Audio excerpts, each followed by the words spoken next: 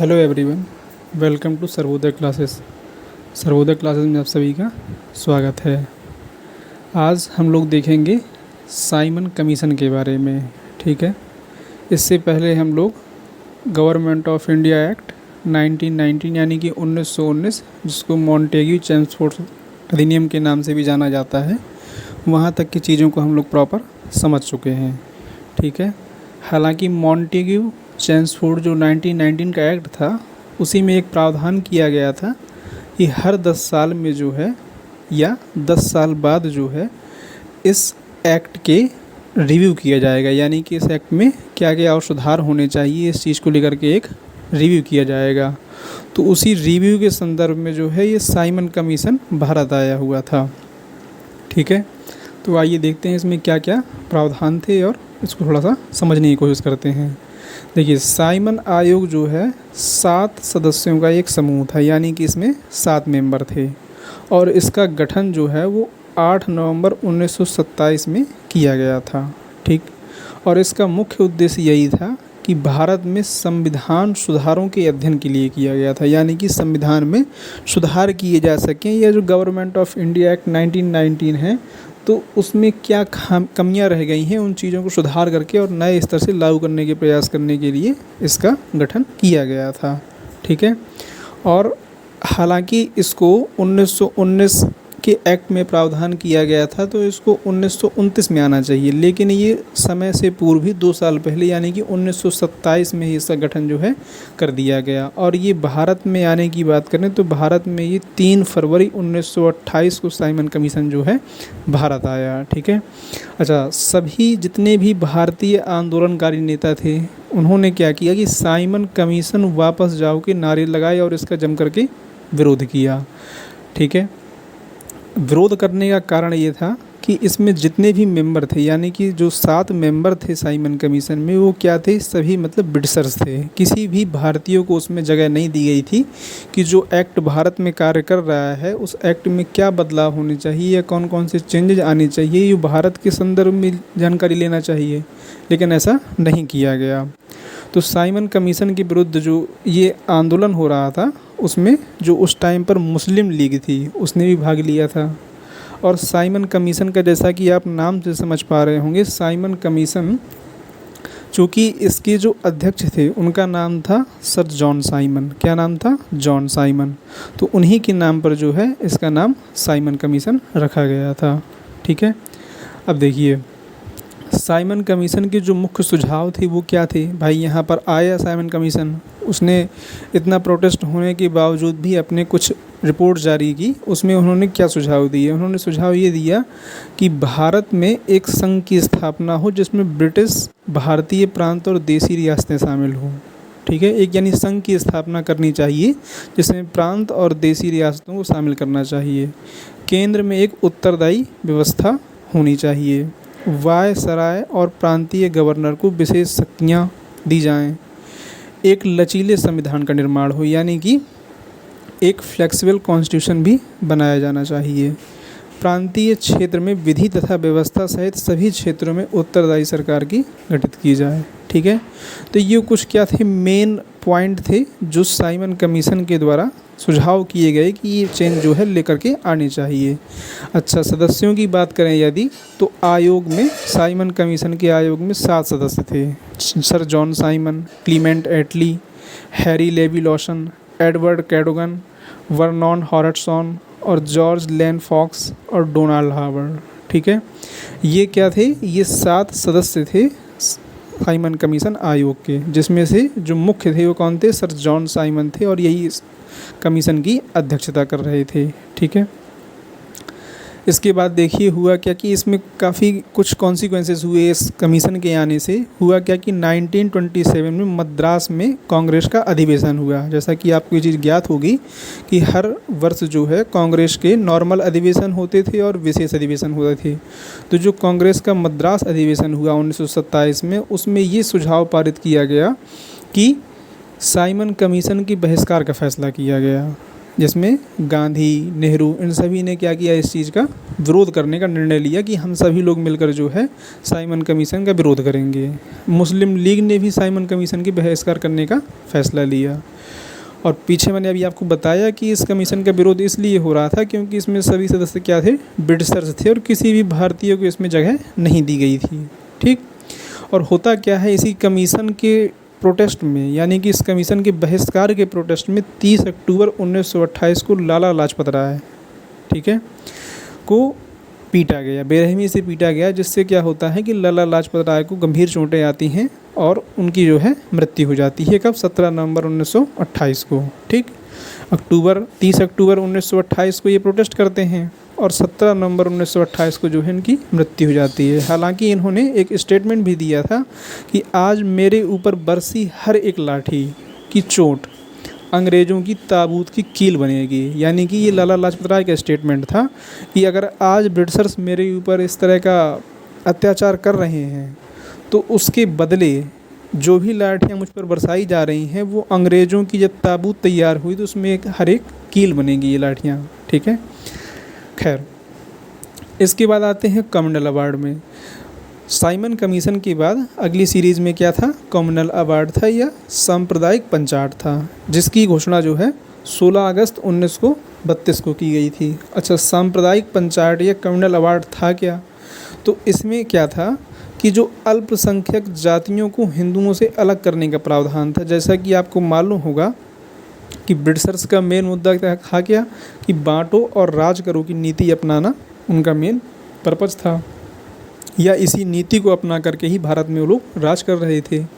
तो इन्होंने क्या किया कि अल्पसंख्यक जातियों की, यानी कि जो माइनॉरिटी थे हिंदुओं में, उनको हिंदुओं से अलग करना, जैसे दलित वर्ग था, इनको अलग कर करके उनको अलग प्रावधान दिया गया था, कह सकते हैं। इसमें घोषणा की गई थी कि आपको अलग कर दिया जाएगा। सांप्रदायिक पंचाट की घोषणा में पृथक निर्वाचक मंडल द्वारा चुनाव। कहने का मतलब सिर्फ इतना है कि जैसे 1909 में क्या हुआ था कि जो गवर्नमेंट ऑफ इंडिया एक्ट 1909 था, 1909 का एक्ट था, उसमें क्या हुआ था कि मुसलमान और सिख, ठीक है, मुसलमान को तो पहले ही 1909 में ही अलग से प्रावधान कर दिया गया था कि आप जो है, आपके लिए पृथक निर्वाचन आयोग का गठन किया जाएगा या पृथक निर्वाचन आप कर सकते हैं।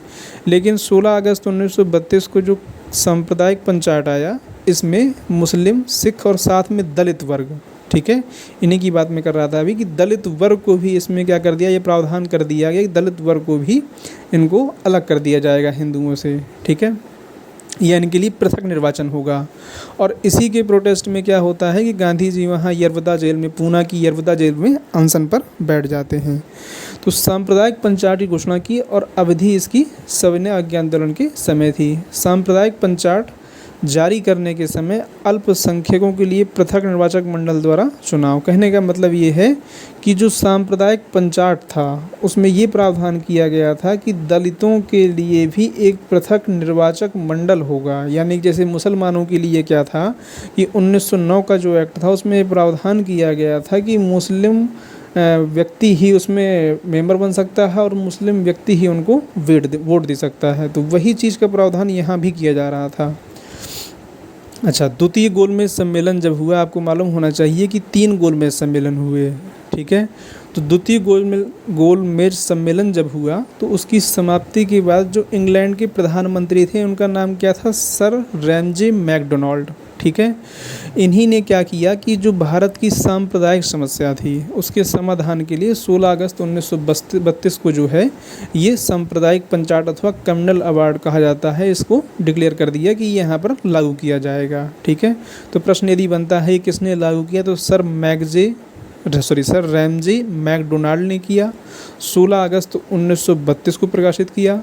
ठीक है, और सांप्रदायिक पंचायत का सबसे जो मुख्य प्रावधान था वो ये था कि दलित वर्ग को हिंदू समुदाय से पृथक कर विशिष्ट अल्पसंख्यक वर्ग के रूप में मान्यता दी जाएगी, यानी कि माइनॉरिटी इनको माना जाएगा। ठीक है, और दलित वर्ग के लिए विधानसभा में भी सीटें क्या कर दी गई, आरक्षित कर दी गई। प्रत्येक अल्पसंख्यक समुदाय के लिए विधानमंडलों में कुछ सीटें आरक्षित कर दी गई थी। ठीक है, जिनसे सदस्यों का चुनाव पृथक निर्वाचक मंडल द्वारा किया जाना है। इस समुदाय में मुसलमान, सिख तो पहले से ही अल्पसंख्यक माने जाते थे। अब इस कानून के तहत यानी कि कम्युनल अवार्ड के तहत जो है दलित वर्ग को भी अल्पसंख्यक माना जाएगा और इसमें भी ये प्रावधान किया गया कि इनको अल्पसंख्यक माना जाएगा और इनके लिए अलग प्रावधान रखे जाएंगे। ठीक है। इस अधिनियम ने क्या किया कि दैध शासन की यानी कि जो डायरकी थी या ड्यूल सिस्टम था उसको समाप्त कर दिया। ब्रिटिश भारत और कुछ या सभी रियासतों के लिए भारत संघ की स्थापना का प्रयास किया गया और साथ ही साथ इसमें जो है प्रत्यक्ष निर्वाचन प्रणाली की स्थापना और मत देने का अधिकार किया गया। ठीक। प्रांतों को आंशिक रूप से पुनर्गठित किया गया। सिंध प्रांत को बम्बई से अलग कर दिया गया। इसी सांप्रदायिक पंचाट के तहत या कम्युनल अवार्ड के तहत जो है बिहार और उड़ीसा प्रांत को बिहार और उड़ीसा नाम के दो अलग अलग प्रांतों में बांट दिया गया, यानी कि दो अलग प्रोविंस जो है इसके बना दिए गए थे। ठीक है।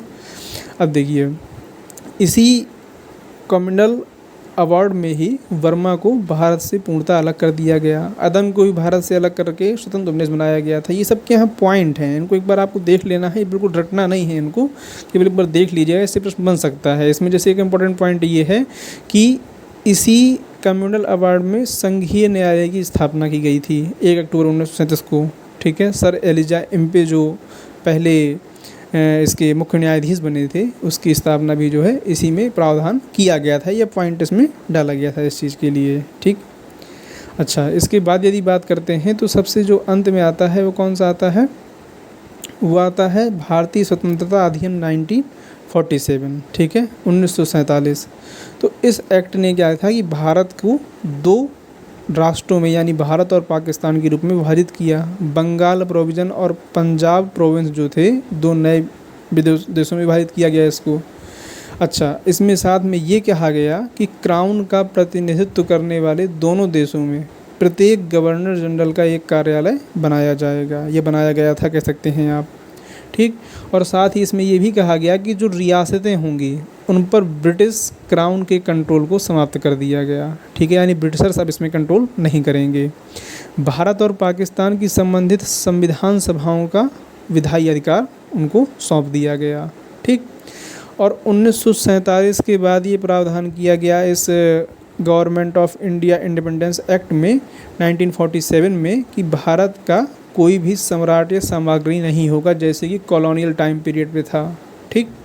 और इसी एक्ट के तहत 15 अगस्त 1947 को भारत की स्वतंत्रता की तारीख के रूप में नियुक्त किया गया था। ठीक है।